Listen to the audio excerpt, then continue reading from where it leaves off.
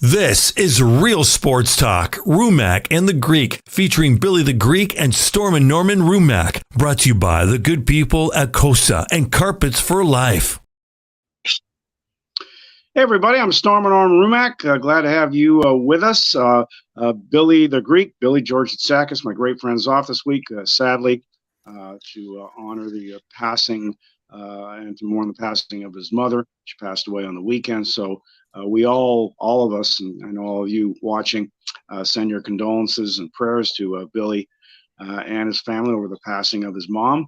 And it's always tough when you lose a parent, no matter your age, no matter the situation. And so we really feel for Billy, and hopefully he'll be back again the next week or two. We miss him. And Billy, we send you our love and our thoughts and prayers, and we'll look forward to having you back whenever you're up to it. But we're also sorry for the loss of your mother. Alex Campbell, great friend. Billy loves having Alex on, so do I. Our producer Jordan LaRoche. Talk about worldwide. You know that Alex, our esteemed producer Jordan, he's producing the show out of Thailand today. I mean, if nothing else, the food there. Can you imagine getting real Thai food in Thailand? What could be better? Pretty much nothing, man. Exactly. So, Alex, as opposed to something better, I'm sure a lot of people who watch the NCAA tournament, I just thought, the last couple of years, I threw my name into the hat in the CBS online poll. Yeah, it doesn't cost anything. What have you got to lose? Right, so, what? The first day is like, wow. I'm only 5 points less than the leaders, but even at 5 points less, with all the God knows how many millions of people enter that tournament, right? I'm only 5 points less, but I was already in place number 300,000 and something. And now I'm about 15 points back of the leader, thanks to Farley Dickinson and all the rest of them. Mm-hmm. And I'm almost in 1 millionth place. How do you like that, Alex? Well, you're not alone. I think I'm in like 1.2 million. Yeah. Well, it's to the credit of the tournament.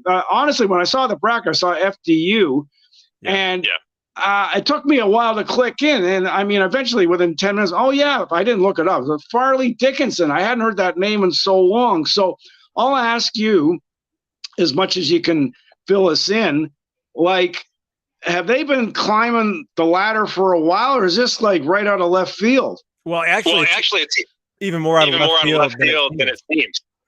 So they come from a very small conference here in the New England area where I live.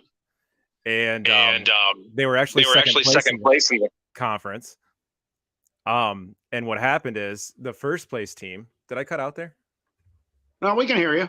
Okay. You're good. Okay. So the first place team actually ended up not eligible to play due to an illness. It's called Rumack College. They're also here in the New England area. They weren't able to make the tournament because they had an illness come through. And so a bunch of guys were going to miss a longer period of time than they could afford. So the second place team was FDU, and they actually got into the tournament, which is the craziest thing. They weren't even the team out of the conference that was going to be there. Wow. Okay. So, I mean, let's face it, at the end of the day, you gotta perform, right? So at least as far as they got, I mean, they didn't get to the Sweet 16, but boy, they sure put up a good fight. I mean, is there anybody or everybody on that roster that's surprised that they were able to even do that?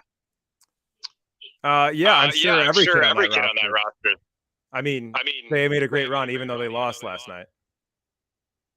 Yeah, exactly. And it's like, I don't know if there's anybody who's NBA ready, but I mean, just not to just focus on them, but nowadays, and it's like you look at some of the results. So it doesn't seem like it's such a big deal when Kentucky and Duke go out early. And I remember, to be honest with you, Alex, it was like years ago. I think my good friend Leo Routens was telling me, with technology now and Steph Curry being Exhibit A, you don't have to go to a big school to get scouted. I mean, Leo, everybody else connected with the NBA, tell me, if you're a good talent, you can play at a school hidden under a rock somewhere. They're going to come and watch you, and they'll find you. So you don't have to play at the NBA, if I can call them factories. I mean that as a comment, like a Kentucky, or go right down the list, or a Duke or North Carolina. You don't have to be there anymore to get scouted and get drafted. Right. Yeah, I mean, you're exactly right, Norm. We're way past the days of only a few games a week being aired, in college football and basketball. We're way past those days. You can see almost every game that you want to now, even on your cell phone, let alone your TV or your laptop. That's part of it. I think the other part of it too is, things take some time to develop in sports, just like they do in life. And in my opinion, one of the things that has made this all possible. I think this is the third straight season where we've had a 15 seed upset of two, I believe.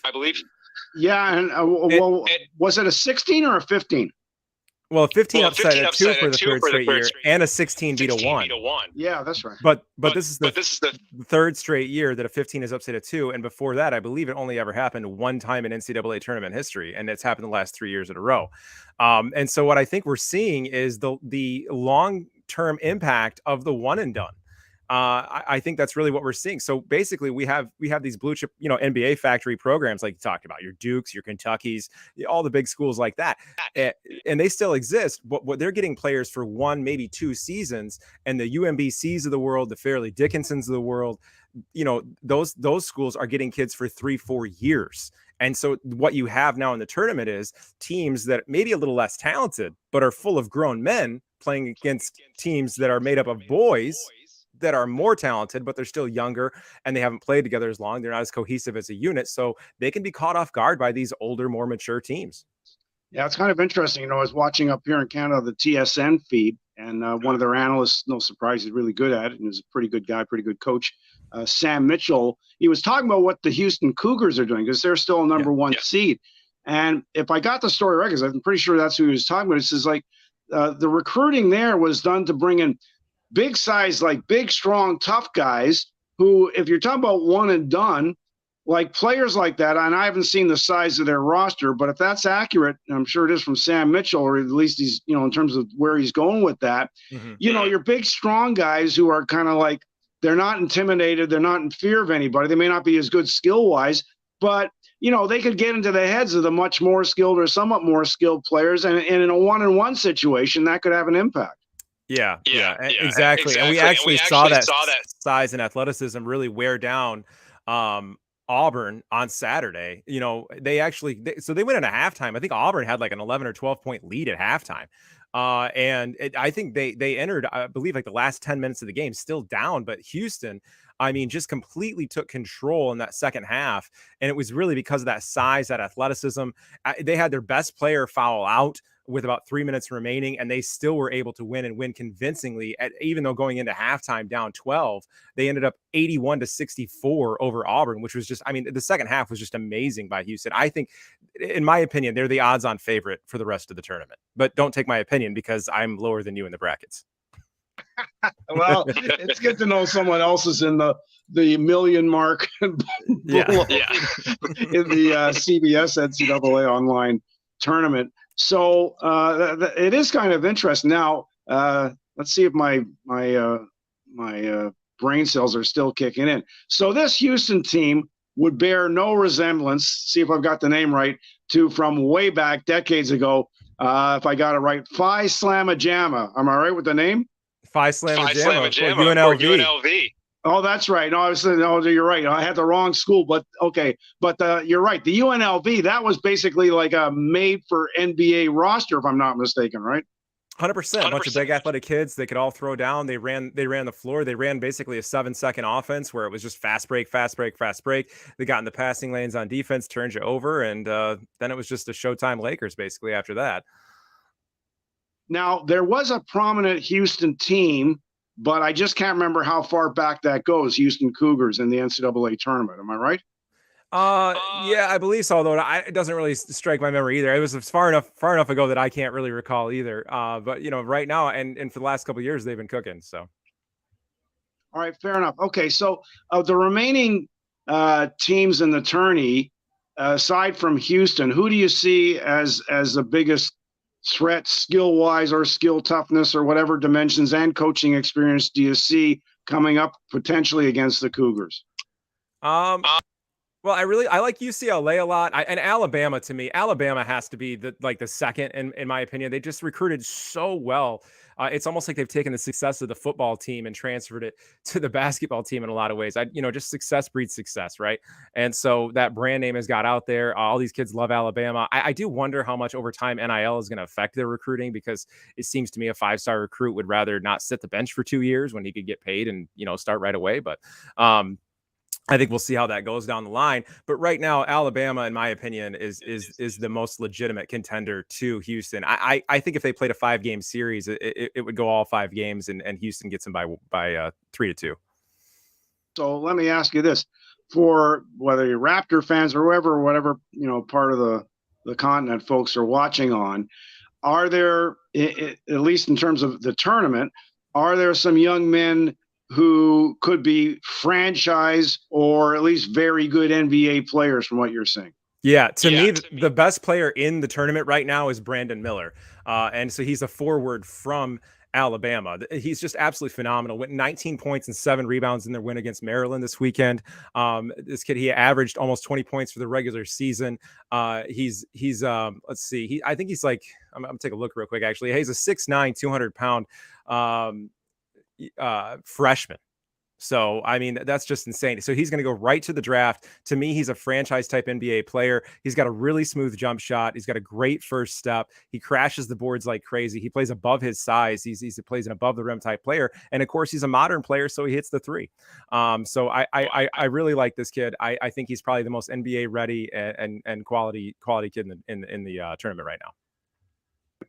So in terms of Alabama, really, going up notches on their basketball program to try and put them, well, I mean, you can never be on par with Bama with Crimson Tide football. That would take decades, to be fair to the football program. But just 100%. What they're doing now, I mean, was it just did they bring in some outside recruiters? Like, what did they do to entice them to Alabama, aside from, hey, we'll give you free football tickets? Well, I mean, and that's the golden question, right?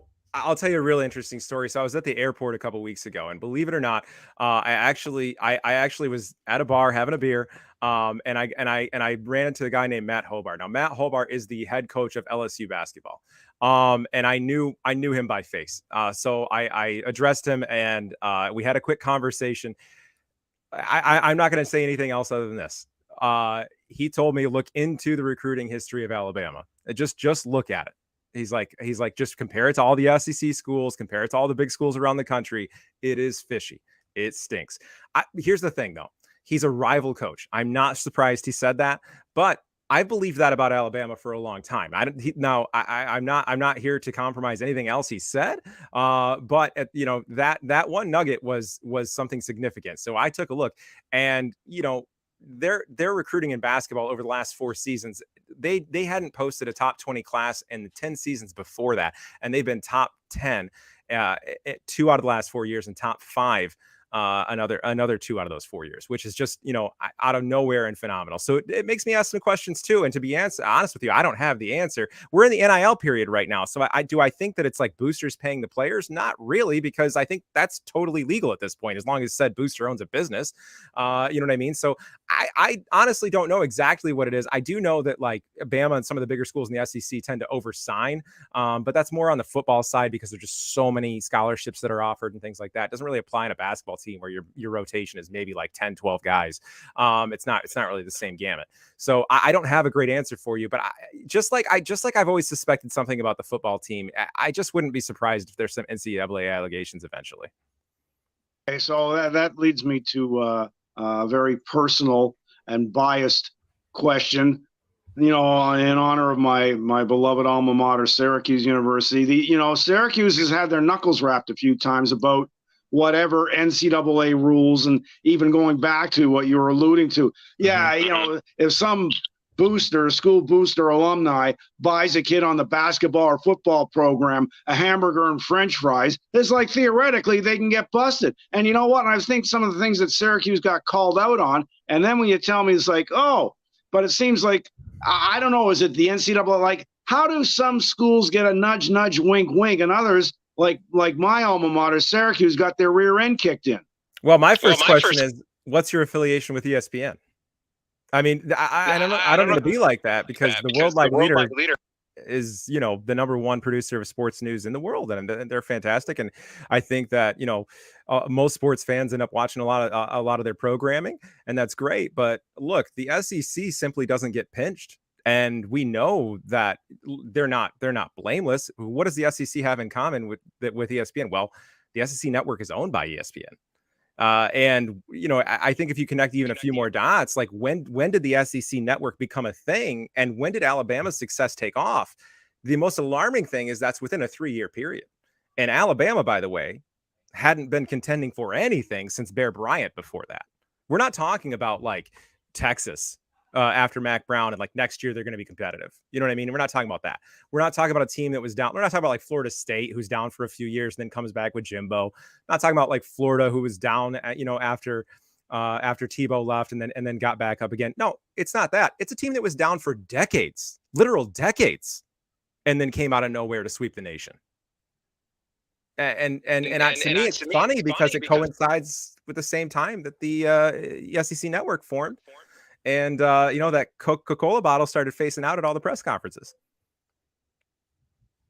Ballpark it. So, maybe in fact, it sure sounds a little fishy, but how much financially does the SEC, football especially, and basketball, how much does that put coins into the coffers for the likes of ESPN? The SEC, gets over $300 million a year from ESPN for the SEC network. That money's divided between all the schools in the SEC. And that's actually not the largest TV contract in college. The Big Ten actually has a larger TV contract where every school gets close to $70 million a year from a few different networks. So that's not the largest one, but $300 million is a lot of money. And it's a lot of the reason that you see schools like Texas and Oklahoma moving to the SEC. In fact, if you look at college sports in general right now, it's basically an arms race. It's a football team's arms race between the Big Ten and the SEC. I mean, there's no other reason that UCLA and USC would be moving to the Big Ten if it wasn't about the money. So, okay, I mean, I don't want to just bore people with Syracuse. So they moved to the ACC. They had a great conference in Big East basketball. It was the thing to watch. They moved to the ACC. And so, okay, Clemson's been a power.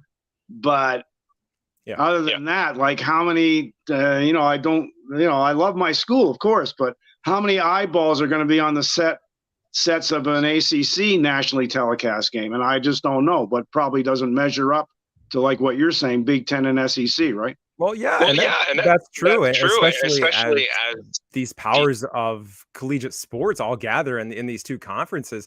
And by the way, Clemson is right in the SEC's backyard. I mean, that's low-hanging fruit right now. It's just offer them a few extra $1 million and have that school come to the SEC. I don't think that'd be that hard to do. They'd be firmly in the SEC East. They would the SEC East, which by the way is the weaker of the two sides of the SEC, would love to have the competition, love to have a blue chip school there. I look, the phone call's already been made. I'm positive. I just don't know, if they accepted the offer, they didn't accept the offer, where that negotiation is. I'll throw in one more question, but actually people watching won't be too pissed off at me about Syracuse because I'm talking about a Canadian kid from Quebec. You know about him, the offensive lineman Bergeron. Who is, I've been reading in terms of when he went to the NFL workouts, that apparently some people are suggesting young Mr. Bergeron could be a first-round pick as an offensive lineman. Is that what you hear? Is that in fact possible? Yeah, Matthew Bergeron. I mean, so at first he was trending as about like a fourth rounder.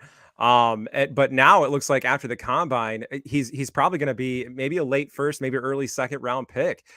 This looks like a really good draft for offensive linemen, which is great because right now, I mean, left tackle has become one of the most important positions in the NFL. So is quarterback crazy as all of the pundits are, as all the mock drafts are, this is going to be a really good draft for O-lineman, and Bergeron's in that mix. I think he could go as early as like the mid-20s in the first round, depending on any shuffling that takes place with draft picks or anything like that. A lot of teams need help on the offensive line. Quebec Bergeron, what kind of skill set does he have that's catching eyeballs that might make him a late first rounder? He's just really he's really got a high quality footwork and really good hands. I really like he was actually lowest on the team this year. I knew you were going to be asking questions about Syracuse, so I went and read about this a little bit. He was actually the least flagged O lineman on the team this year. So he's really well disciplined. He came in basically. I think I don't know if Syracuse redshirted or not, but he came in as one of the most highly touted O linemen in quite a while for Syracuse as well. So I mean, he's been a great prospect, since he came out of high school, really. There in Quebec. So I mean, I'm not really shocked by what's happened. I think he was going to be in the NFL regardless. It's just now it looks like he's going to be a higher pick. But I mean, it's just a great O lineman. So I mean, it's just the common thing. The kid's big, he's strong. He blocks. He's probably a better run blocker than a pass blocker. But at the same time, the NFL is going to teach you to be a good pass blocker because that's the name of the game. We got about 2 minutes and we got to throw to our COSA class because we're only doing a half-hour show. So quickly, anything pertaining to the NHL, NBA last couple of weeks since we last had you on, let's change your mind. Oh, it's like, better look out for this team or this team. I'm not so sure they're going to do so well in the playoffs. Either way, both leagues, yeah. With the NBA, after I said the Nets could make a run, they went and traded their two best players. So that happened. And then, of course, Kevin Durant gets injured in Phoenix. And so right away, the Suns were looking like a contender after they got him. They were already a contender, but it was kind of like when Golden State ended up getting Durant a few years ago. They had the best record in the NBA, and then they got one of the best players. So they were like an odds-on favorite. But then, of course, he twists the ankle. It looks like he's going to be back sometime early playoffs. Of course, if the Lakers can make a run here and then stay in the playoff race and maybe get into the 8th seed, LeBron's going to come back around the same time. So the West could be really fun to watch as far as the playoffs are concerned. But the only thing that, and really you look to in the East, like the Celtics have been struggling a little bit down the stretch. It's really interesting that, after acquiring Blake Griffin, who was supposed to be this big man help for them, it seems like they actually need now more help in that front court. And I know they got some injuries. I know like Williams can never stay healthy. So you're doing weird things like you're playing Tatum in the post and stuff like that. So it's tough, but I think at the end of the day, I think Celtics do miss Ime Udoka as a coach a little bit because they've gone to this, 3-point bonanza shooting team, which a lot of the teams in the NBA are right now. But that's not how they got there last year. They were one of the best defensive teams in the NBA. So I've also been really impressed with the Sixers. And I think the Sixers, could actually make a run in the East. They could actually beat the Celtics, I think. So that's my take on the NBA. All right. Now we're just about out of time because it's a shorty show tonight to get to our sponsors as well. So, Alex, obviously, we love having you on. We'll have you back on again. We had to cut a little bit time to get our producer, Jordan LaRoche, get his needs met in terms of his obligations as well. So, listen, Alex, we love having you on. We'll do it again soon. And thanks for shedding some light on the NCAA tournament and maybe some politics that do go on in college sports. Boy, what a shock that is. Never heard that suggestion before. Alex, been great. Thanks so much, my friend. Hey, thank you. Okay, pal. And folks, of course, we had Billy and I and Alex and Jordan LaRoche. We can't be doing the show without our great sponsors, COSA, the Ontario Standardbred Horse Racing Association, and Nikki, the king of carpets. They've been very loyal, both sponsors for such a long time, and through up and down and everything else. So we love them. And so, of course, we always do present, and we will present right now, the COSA Classic. And thanks again to both sponsors, COSA and Nikki, the King of Carpets. Thanks to you for watching. And God willing, we'll have Billy back with us very soon, and hopefully next week. Thanks for tuning us in. God bless. Be well. We'll talk to you next week.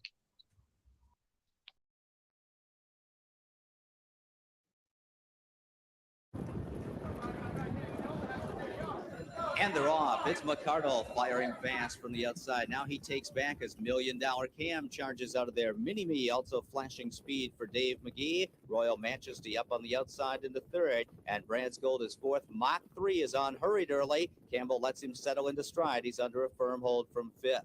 3 Olives has slid over 6th and behind him. McArdle waiting for Mach 3 to move. He's parked on the outside there. All-American Ingot goes up to follow him from 8th. Opening quarter was in 26-1. Late running Pacific Titan is 9th, and Yankee Sensation has been left behind early. Miller and $1 Million Cam to the front. Royal Majesty is coming, and here comes Mach 3. Campbell gears him up for a backside brush. So as Royal Majesty paces to the lead, Mach 3 comes 3 wide, and Mini-Me gets involved on the outside. It's Mach 3 who's now made it to the front. Royal Majesty glad to yield for that pocket spot second. That leaves Mini-Me first over on the outside. The half in 53 seconds, a 26-4 second quarter. $1 Million Cam is locked in on the inside. McArdle poised in a perfect striking spot. He's second over, just about 3 lengths from the lead with 3/8 to go. All-American Ingot has followed him. Pacific Titan is 4th over on the outside. Trapped in at the rail is Brad's Gold. 3 Olives has been shuffled to 9th. And Yankee Sensation, the trailer, 3 quarters in 1:21-1. And they come to the top of the stretch. And Mach 3 is looking to pour it on under a Campbell hand drive. Mach 3 is out there now with a 3-length lead. Mini-Me is full out chasing in second. McArdle trying to rally into it. All-American Ingot 4th on the outside. Mach 3 is almost there. McArdle from between horses into second. John Campbell, his 7th Meadowlands pace victory. Mach 3 wins it. McArdle was second. All-American Ingot 3rd from Mini-Me in 1:49 flat. A stakes record and equaling the track record. By now, you know the name KOSA TV, an industry leader producing unique, high-quality digital content promoting harness racing in Ontario. Features, virtual programming, live events, and more. KOSA TV has it covered. Follow our social media channels and be sure to subscribe to our YouTube page to view the latest content. And if you're looking to bet your favorite Ontario track, check out hpibet.com. KOSA TV, taking Ontario racing global.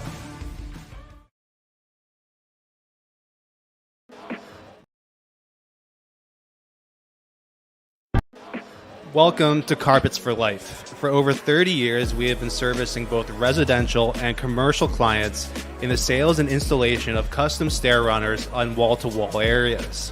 Our team prides itself in honesty with a regard of professionalism and customer satisfaction. Our many testimonials and continuous referrals is a testament of the quality of workmanship we provide. We strive to ensure a happy customer is a Carpets for Life customer.